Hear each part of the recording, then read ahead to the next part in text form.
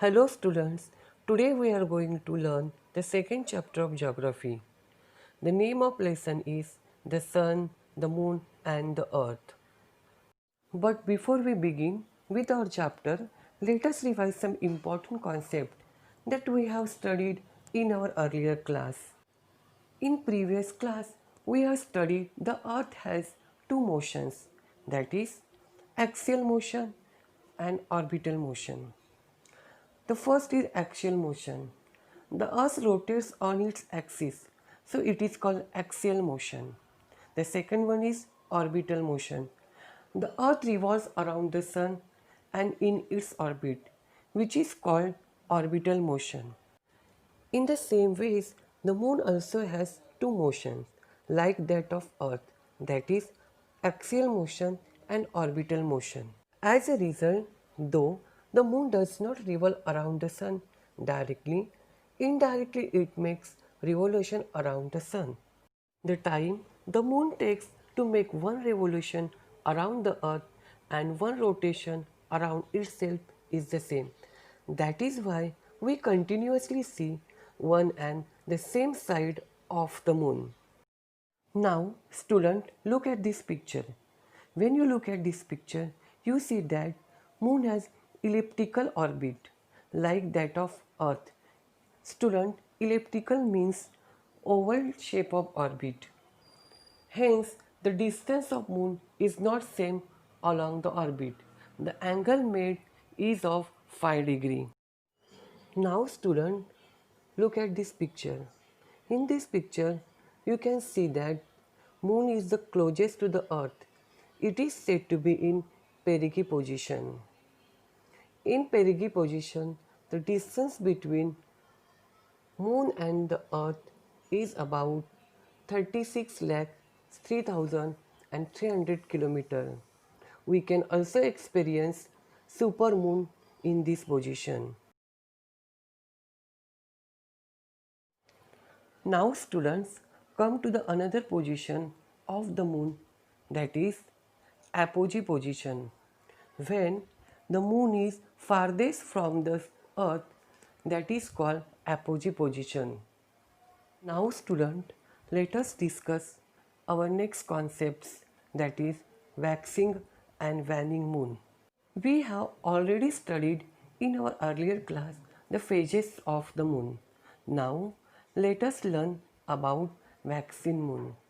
Waxing moon is any phase of moon during the lunar cycle between the new moon and the full moon. A moon that is waxing is a one that is getting larger each night. The lunar cycle is the period of about 29 days. As the moon shapes seems to be changed from our vantage point from the earth, waxing is growing with light until full moon is reached. Now, student, what is waning moon? Let us study. Waning is the position of decreasing shape of the moon after the full moon, and it is always illuminated on the left. Now student, let us discuss of a new concept, that is angle made by the earth, moon and the sun. Now student, look at this picture. What you see there? You can see that when the moon is moving around the earth, it makes an angle of some degree. Let us see. When we see the phases of the moon in the sky from the earth, they are illuminated portion of the moon. Student, illuminated means lighted portion. They become visible due to the sunlight reflected from the moon. While revolving around the earth, the moon is in the opposite side of the sun on full moon day. Whereas on new moon day, the position of the moon is between sun and the earth.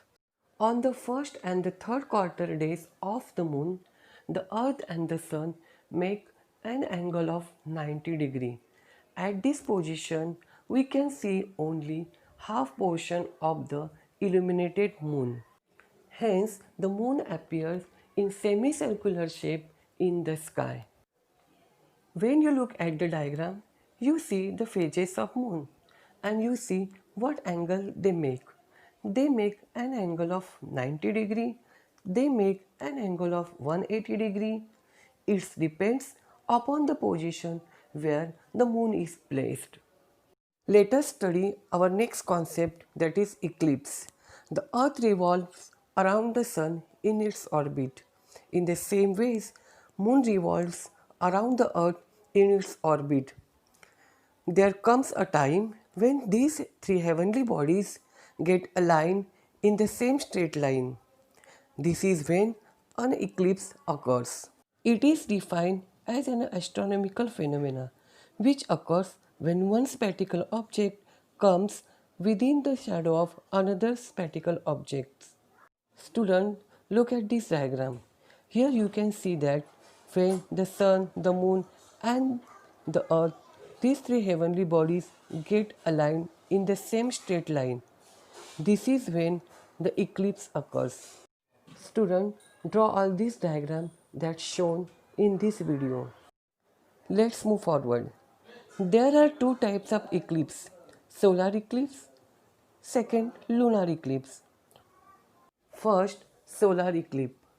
If the moon is between the sun and the earth, the shadow of the moon falls on the earth. At such a time, these three celestial objects are on the same plane and fall in one line. Hence, the place on the earth where the moon's shadow falls experience solar eclipse. Student, look at this diagram. The moon is the between of the sun and the earth, and the shadow of the moon fall on the earth. The place on the earth where the moon's shadow fall, there that we can experience solar eclipse. Let's continue. Solar eclipse can be categorized as: first, total solar eclipse; second, partial solar eclipse; third, annular solar eclipse. Now let us discuss one by one. First, total solar eclipse. In total solar eclipse, sun is completely covered by moon. The sky becomes so dark that it appears to be a night. Student, look at the picture so that you can understand the concept very well. Second, partial solar eclipse. When the moon does not align completely with the sun and only portion of the sunlight is blocked from reaching the earth. Again, student, look at the picture so that you can understand partial solar eclipse properly. Third, annular solar eclipse. When the moon covers the sun, but the sun can be seen around the edges of the moon, giving an expression of the sun is bright ring. Surrounding the dark disk of the moon is called annular solar eclipse. Student, let us move to our next concept, that is lunar eclipse. Lunar eclipse is also known as the eclipse of moon. It occurs when the earth comes in between the sun and the moon. As a result, the earth blocks the light of the sun from reaching the moon's surface and casts its shadow on the moon. Lunar eclipse occurs on a full moon day.